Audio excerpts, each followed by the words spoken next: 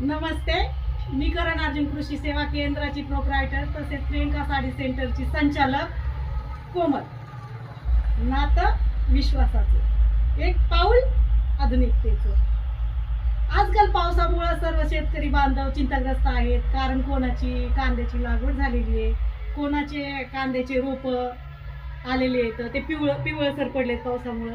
म्हणून माझा बळीराजा काय चिंताग्रस्त आहे. परंतु त्यासाठी एक उत्तम उपाय म्हणजे हे सिजंटा कंपनीचं रेडोमिल गवती.